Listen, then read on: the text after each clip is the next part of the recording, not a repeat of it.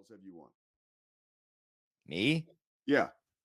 Oh, like 8 or 9. No, you've won Madden. 0. Madden's like a beautiful thing. You've won 0, and now it's time to bring in a 3-time Super Bowl winner, a 3-time Pro Bowler, college and NFL football analyst with CBS, and just an all-around rock-solid dude. Randy Cross is taking time to join us. Randy, what's happening, man? Not much. Doing good. Well, it's great to have you. I appreciate you taking the time. There's a lot to talk to somebody like you about in this season of life, season of football. I want to start, though, with something personal. So I knew this about you, but I was actually reading this morning. Your father was an actor, Right. and I knew that, but I did not know that he always played the bad guy, and he would always end up dead a lot of times on screen. As a young man, is that where you got that chip on your shoulder on the football field? That had to be somewhat traumatic. It made me skeptical as hell about the industry. That there were people that actually made a living dying. It was very much a running joke in the family. We had the one thing we always did every night. There were 7 kids, and growing up, we always sat around the table and had dinner. And when my dad would sort of leave, would say the blessing for dinner and all that, and then my dad would always kind of update everybody if he had any news, and he would say, "Well, I found out today I got I'm on Gunsmoke, an episode on Gunsmoke, or I'm in this movie, or one time he said I'm in the Planet of the Apes." Another time, he said, I'm going to be on Get Smart, which was my favorite show at the time. And I was like, that is so cool. And the first question, and we rotated it between the kids, but everybody always asked at some point, "Do you die?" And he'd start laughing, and he goes, "Yeah, I die." And when he was in Get Smart, I mean, he might be the only chaos agent to actually get killed by Max Smart. During that show. It was about an 8 ricochet shot, but the bullet came and eventually shot my dad and killed him. Yeah, so that was I guess baptism by fire for you as far as Hollywood was concerned. Yeah, and there was a lot about it. I mean, actors, I respect the hell out of guys, women, people that can devote their life to that industry, because there are literally, and predominantly LA, a couple other cities around the world, there's this aggregate of very talented people that spend a lot of their time sitting around waiting for the phone to ring. Yeah. And it's, my dad always said, I am not an actor. He goes, I'm a working actor. That's true. He says every waiter in LA is an actor. Yeah. But I am a working actor. Well, dude, there's so many storylines around football right now. It feels like a Hollywood script. And Yeah. two things about Sunday Night Football I wanted to ask you. We'll start with this. You've been around teams that have had that maturation process that have turned you into a Super Bowl caliber team. The Ravens and their inability to beat the Buffalo Bills, is that a big deal, or is that really no deal? I mean, Well, I think it's, to them, it's no deal. To the Ravens, it ain't a no deal to Buffalo, because Buffalo's proven enough times that no matter where, no matter when, no matter how many we're down, we got a shot. And if you kind of fell asleep last night, and I wouldn't have blamed you because I was close, after Travis Henry took that ball, 50 yards? Yeah. And nobody that big should be that fast, by the way. Dude, especially not at 31. He hit another gear. His normal doesn't apply to him. He's just one of those guys. Because normally running backs especially start to wear out. And he just lifts more and runs more and pulls heavier weights up hills and does all that as he ages. But if you just at that point said, stick a fork in these guys, I'm getting some sleep, I wouldn't have blamed you a second. I wouldn't have blamed you a bit. And I might have nodded off right about then, but my wife woke me up. I feel somebody shaking me, and she goes, "You got to watch this. You got to watch this." And I looked up, And it was right before that drive was getting ready to start at the end. And we watched that whole thing, and I was just, part of me wanted to laugh, but it's another part of me of, I've been on those kind of teams. I've had that kind of quarterback. And trust me, once you do that one time with a quarterback, one time, it's like a chip in your back pocket, because you look at the clock and you look at the scoreboard and you look at the clock. You go, okay, let's see, that's 3 possessions. We're down 17 points. We'll just tie it and go into overtime. And it's your confidence in the guy that's behind you if you're an offensive lineman. But, they just don't make many of those. And for all the flowery descriptions of college quarterbacks and pre-draft stuff, there's no other trait to me for a quarterback to have and to prove you have it than that right there. Yeah, being able to march down the field and just take a game right from someone. Mm-hmm. Just be able to take that still beating heart and just kind of show it to the guys you're playing and going, here you go. This is yours. Now it's mine. And that's literally the words that are used in instances like that we're going to snatch the heart right out of their chest. Watch. And you get to do it. How about Lamar Jackson, and shoving that fan? I know you've had a lot of experience in unruly environments, right? With crazy fans. Have you ever had to navigate a situation like that? I mean, I know it's not, you never would say, okay, it's okay for a player to run into the stands, but I certainly understand how it happens. Yeah. What is your thought process when you see that? Randy Cross sees that. Well, I mean, it's very much, and you have to understand it as a player. It's kind of like your face mask, because there are coaches that will grab your face mask and shake your head, and at least when you're a kid. And one of the best things, Brian Jones, who I work with at CBS Sports, sure, inside college football, his favorite saying about that, and it's something we always said when I was a kid, was, you know what? Everything outside this face mask is yours. Everything inside this face mask is mine. And if you start threatening what's inside my face mask, it's your ass. And that's the same thing kind of applies in the stands. The stands are theirs. The field is yours.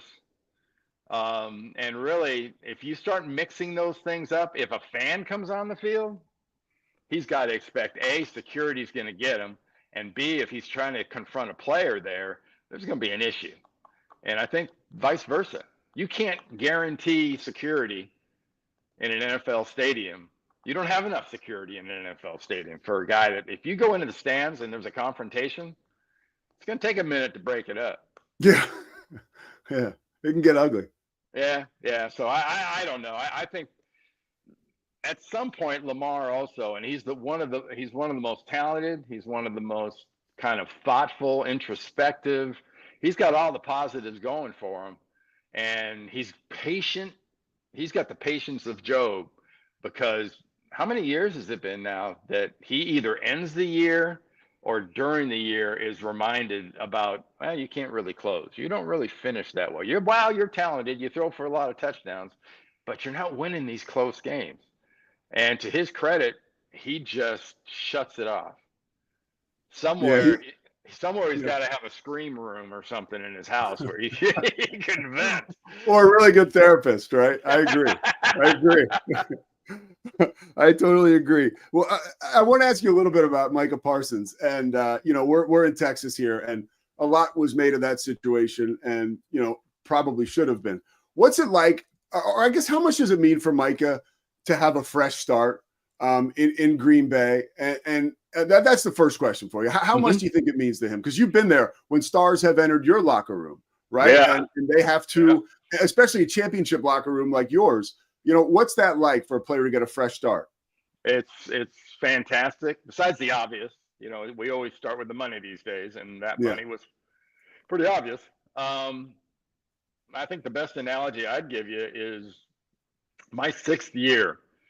We'd already started the regular season, and down in San Diego with the Chargers, they were having a problem with their defensive linemen because they'd all basically the contracts were all coming in up within about a 2-year period, and they're going to have to pay them all. And Fred Dean was number one on the list. And Bill Walsh made a deal for Fred Dean the week we played the Cowboys. And he brings in Fred Dean. And I think Fred had 3.5 or 4 sacks that day. He tortured, the poor Cowboys and Danny White and them, and made an instant defense. As good as our young defensive backs were, the combination you had to have was the pass rusher with the defensive backfield. And Green Bay's always had a decent pass rush. They've always had a decent defense, but they haven't quite had a guy in a while like Micah Parsons. And that is going to pay off like a crooked slot machine, I think, for them. They're going to be very happy. Randy, that preceded your second Super Bowl against Miami, right? First Super Bowl. It was your first one. So that was the first one when you beat Cincinnati. We pick up Fred Dean, I think Monday or Tuesday. He's in practice Wednesday or Thursday, and Sunday he has some stupid amount of sacks and ruins the Cowboys, and we beat him like 45-14 or 45-20. Dude, that's a great comparison because it literally was the thing that you could say catapulted you guys to that Super Bowl quality and winning team. People tend to forget about those kind of things. It has been a minute. Yeah. It's been 26 years, but no, 24 years. Yeah. I'm sorry. No, it's not 24. Damn, it's 44. It's more than that. Yeah, 44. Yeah. But there's a pretty straight line between the two. So what was it like? I got just one more about your career, and then I want to ask you one more thing, and I'll let you get back to your life. With playing for Bill Walsh, how much gratitude do you have around that, being able to have – I mean, being around you, I know you have a ton of gratitude, but for playing for a genius like that, what does a guy like Bill Walsh do for a guy like Randy Cross? Well, I was really lucky. And any player that doesn't admit that, I think is stupid, because I got news for you. It ain't you. It's us in this deal. So you got to have good teammates and talented teammates, but you got to have good coaches. And in college, I was around Pepper Rogers, then Dick Vermeil, and Terry Donahue was my offensive line coach for 4 years. Then I went to San Francisco and hit a bit of a lull. We weren't very good for a few years. Then I got an offensive line coach that made the world of difference to me. And Bob McKittrick? Bob McKittrick. Yeah. And he was the best thing as far as a line coach after Terry Donahue that had ever happened to me. Terry recognized my ability. I thought Bob really refined it and let me do the things that would let me, be as good as I could possibly be. And behind all that was Bill. And, Bill had pretty much 3 phases in my life. He had head coach in 79, 80, and 81, where and it was a group deal, we won a championship. 82, we kind of betrayed him and had a horrendous year, and a bunch of us screwed up off the field and all that stuff, and we played like it. And then he completely changed in 83, and he was above us, and he had to be, because he saw coming was all these guys that had helped me win, I'm going to have to get rid of them. So that's when we started having the talk after seasons, where he'd tell you, hey, look, you got 3 or 4 years left here. You might play another 6 years in the league, but you only got 3 or 4 here. And you come out of that meeting, your head shaking, going, damn. And that was just some of the off the field stuff about Bill. So, you talk about the minority hiring practices that he started, the clinics and stuff with the historically black colleges. Everything around football, the offense that, whether people admitted it at all, a lot of the basics, principles and patterns and route concepts, our old West Coast offense stuff, and that's Bill Walsh. His impact on this game was not nearly as big as it was on my life, but it was close. I owe the world to Bill. His fingerprints just all over college, pro football. Football is a sport. All right, last one, or 2 more for you. UCLA right now. obviously you just look at the Rose Bowl. It's just nowhere near the fireworks and the buzz when you played and years after you played.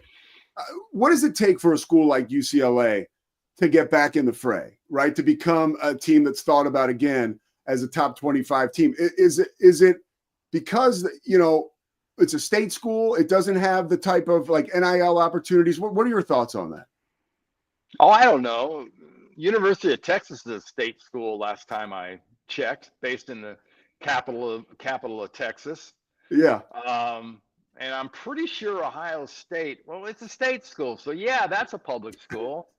UCLA's been given that pass for a long time. What they don't have is they don't want to win bad enough. They don't, they used to be something in basketball. When I was there in basketball, I mean, I grew up with UCLA when they won 10 or 12 NCAA tournaments. Yeah. And would settle for nothing less. Coaches got run out of town for only making it to the semis and not getting a championship.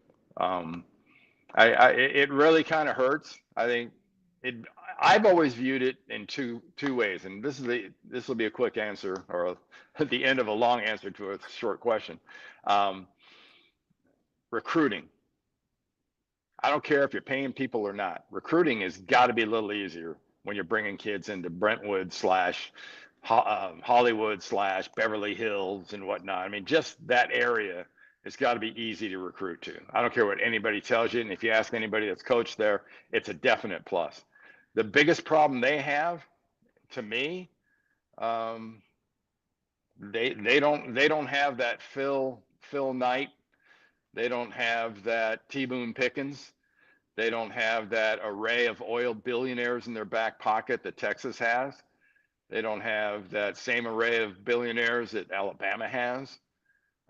You would look around and you'd think maybe they should, but yeah. I think that would be the missing piece. And if there's one thing I'd wish for UCLA, I'd wish for them a gazillionaire that takes an interest in football and decides to donate $500 million to the program or something and let them compete. Because you can say whatever you want, but it's about the bodies and it's about the dead presidents. It's about money. Yeah. Pure and simple these days. And if you can compete, you can get there. If you can't, you're watching. And there's going to be a consolidation here pretty quick in college football. We're not staying at 136 teams in major college football. That ain't staying the same, because that pie is just not going to be cut up that many ways. I don't care how much that slice is by the time you get past 100. There's going to be a cutoff of 50 or 60 teams that are going to run college football. And maybe we get a relegation, type of situation like soccer has, where if you're not good enough, you can drop down or you can be brought back up. But that's coming. And if UCLA is not careful, they're going to be on the wrong side of that cut. Yeah, and that's almost unthinkable, right? If you grew up watching UCLA, that is hard to imagine. All right, last one for you. Who is your biggest winner after week one of the NFL season, a weekend? We got one more game tonight, but biggest winner. Yeah, I thought Buffalo doing what they did last night and doing it in front of the whole country was kind of hard to beat. For me personally, watching Brock Purdy in that last drive against Seattle was pretty special for all the crap he took during the offseason. And one of the reality is when you get paid that kind of jack, people are going to mess with you and they're going to discount you. But he's pretty amazing, especially when he doesn't have all the toys around him. And in this case, not the best protection in the world to just still be able to do that. I thought was very, very special. And Aaron Rodgers throwing 4 touchdown passes against the Jets. Talk about karma as a bitch. Yeah. Do you think he still has it? Like that he can do this all season long and really maybe take the Steelers further than people thought? I couldn't tell you, because I'm sure right now he couldn't tell you, because I mean he would try to tell you. Yes. You start with 4 touchdown passes. You do that for a couple of weeks, people are starting to get out record books and saying, well, can he throw for who's the oldest quarterback over? What are the most touchdowns by a quarterback over 40? Blah, blah, blah, blah, blah. Well, he's got a good start. But from watching him, if you watched him last year at all, and now you watch him this year, he's moving completely differently. And I thought his ability to scooch out of the pocket, his ability to keep plays alive, and then the angles he can throw at have always been exceptional. But his ability to move so much better, I think, has really helped him. Randy Cross, the Super Bowl champ, a great all-around guy, man. Thank you so much for taking the time this morning. I know how busy you are. Of course, people can see Randy. CBS Sports Network, CBS Sports does great work. Thank you so much, man. Thank you. My pleasure. All right, there's the great Randy Cross. How about that? How lucky are we talking football with Randy Cross? That it doesn't get much better than that. All right, Scotty, we're going to step aside, take a quick break. Remember, the Pete Souza Show is brought to you by